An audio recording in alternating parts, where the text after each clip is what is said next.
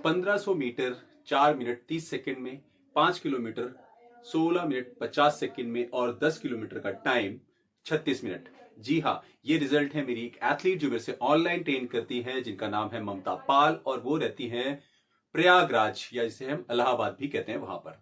तो आज के इस वीडियो में मैं आपसे शेयर करूंगा कि कौन सा वो ट्रेनिंग ब्लॉक था जिसको करके उन्होंने इन तीनों इवेंट में अपना पीबी किया और खेलो इंडिया यूनिवर्सिटी गेम्स के लिए क्वालिफाई भी किया। तो इस वीडियो को शुरुआत करते हैं आसान भाषा में। नमस्कार, मैं Vijay Shukla, international coach, international athlete certified by athletic federation of India and edX from Netherland, former coach A6 India and right की रनिंग। तो आज का जो वीडियो है इसमें मैं आपसे शेयर करूंगा कि कौन सा ऐसा प्लान था जो उन्होंने किया।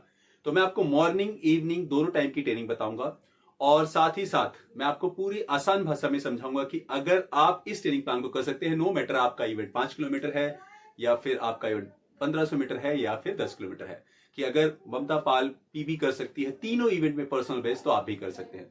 तो स्टार्ट करते हैं। मंडे नॉर्मली मैं रेस्ट रखता हूं, तो मंडे कोई ट्रेनिंग नहीं है।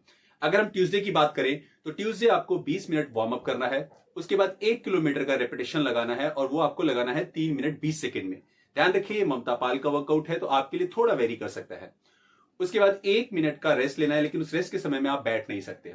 फिर से आपको 1 किलोमीटर का रेपिटेशन लगाना है और फिर से 1 मिनट का रेपिटेशन रेस्ट लेना है। तो 1 किलोमीटर के 2 रेपिटेशन लगाने हैं 3:20 की पेस पर और 1 मिनट के रेस्ट के साथ। उसके बाद आपको 4 kilometre non stop tempo run करनी है, जिसमें आपका जो पेस रहेगा वो 3 मिनट 45 सेकंड का रहेगा। तो 3 मिनट 45 से 4 किलोमीटर टेम्पो और उसके बाद 20 मिनट कूल डाउन करके आपका मॉर्निंग का वर्कआउट खत्म होता है। अब बात आती है इवनिंग में। इवनिंग में आपको 30 मिनट स्लो रनिंग करनी है, रिकवरी रन है, फास्ट बिल्कुल नहीं जाना है। उसके बाद एबीसी करिए। एबीसी करने के बाद एबीसी में जो एजिलिटी बैलेंस कोऑर्डिनेशन है, अगर आपको नहीं पता है तो मैं नीचे डाल दूंगा, उसका लिंक डाल दूंगा। और उसका लास्ट एक्सरसाइज है या फिर जो उसका पार्ट है वो है 20 मिनट स्लो रनिंग दोबारा। देखिए, ज्यादातर रन क्या करते हैं कि रनिंग करके एबीसी करके खत्म करते हैं, उससे क्या बॉडी अडॉप्ट नहीं करती है, तो आपको अडॉप्टेशन मोड में ले जाना है। उसके बाद अगर हम बात करें बुधवार की, जो कि हमारा वेडनेसडे होगा, उस दिन आपको 60 मिनट स्लो रनिंग करनी है। 60 मिनट स्लो रनिंग के बाद आपको स्ट्रेंथ ट्रेनिंग करनी है। स्ट्रेंथ ट्रेनिंग में कॉमनली जो मैं आपको सजेस्ट करता हूं वो होता है, आप तो शोल्डर्स की एक्सरसाइज करें, एब्डोमेन की एक्सरसाइज करें और लेग्स की। तो इसके लिए पुशअप्स, प्लैंक और वॉल होल्ड, जो वॉल के साथ सेट करते हैं, उसमें आपका ये वर्कआउट हो जाता है। उसके बाद आता है बुधवार शाम की बात। उस समय आपको 30 मिनट स्लो रनिंग करनी है। उसके बाद फिर से एजिलिटी बैलेंस एंड कोऑर्डिनेशन की 4 एक्सरसाइज के 4 सेट करने, तकरीबन 16 बार करिए और बाद में फिर से 20 मिनट स्लो रनिंग, और इस तरह आपका बुधवार की ट्रेनिंग भी खत्म होती है। उसके बाद आता है बृहस्पतिवार। बृहस्पतिवार को आपको 1 घंटे 20 मिनट हिल रनिंग करिए। हिल रनिंग मतलब ऊपर नीचे होना चाहिए। हिल रनिंग हम क्यों करते हैं, स्पेशली केनिया में बहुत फेवरेट है, क्योंकि जब आप इजी भी कर रहे हैं तो एट द सेम टाइम आप अपनी स्ट्रेंथ पर वर्क कर रहे हैं। स्ट्रेंथ से आपको स्पीड मिल रही है, स्ट्रेंथ से आपको एंडोरेंस भी मिलेगा, आप इंजरी फ्री भी रहेंगे। तो बृहस्पतिवार सुबह हो गई। अब बृहस्पतिवार शाम की बात आती है। तो शाम को आपको 40 मिनट स्लो रनिंग करनी है और उसके बाद स्ट्रेंथ ट्रेनिंग करनी है। तो स्ट्रेंथ ट्रेनिंग में पुशअप्स, फिर से प्लैंक और वॉल के साथ सेट या वॉल होल्ड।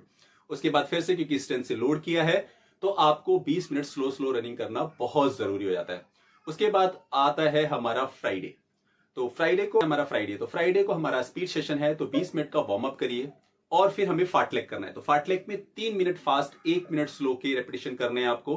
ऐसे 10 रेपिटेशन कर रहे हैं और जैसे ही 10 रेपिटेशन खत्म होते हैं आपको फिर से स्ट्रेंथ ट्रेनिंग करनी है। फिर से आपको पुशअप्स करने हैं, प्लैंक करना है, क्योंकि मैं बहुत सिंप्लीफाई रखता हूं, बहुत ज्यादा कंफ्यूजिंग, बहुत ज्यादा नए एक्सरसाइज नहीं डालता हूं। वो करने के बाद आप फिर से अपना जो कूल डाउन है वो करिए। इसके साथ आपका जो फ्राइडे का ट्रेनिंग है वो भी खत्म हुआ। फ्राइडे इवनिंग आती है। इवनिंग मोर और लेस सेम ही रखा है। 30 मिनट इजी रनिंग करिए, उसके बाद एबीसी ड्रिल्स करिए और फिर 20 मिनट एक्सरसाइज करिए। इसके बाद आता है सैटरडे को आपको 20 मिनट इजी रनिंग करनी है। इजी रनिंग करने के बाद आपको स्ट्रेंथ ट्रेनिंग करनी है। स्ट्रेंथ ट्रेनिंग में सिंपल कोई भी कर सकते हैं, लेकिन 3 जो मेजर एरियाज हैं उनको नहीं भूलना है। मैं फिर से रिपीट करूंगा, शोल्डर, एब्डोमेन और आपके हैमस्ट्रिंग एंड ग्लूट्स।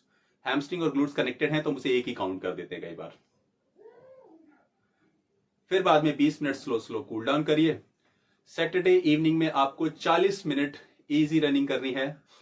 उसके बाद स्ट्रेंथ ट्रेनिंग करनी है और 20 मिनट फिर से इजी रनिंग करनी है।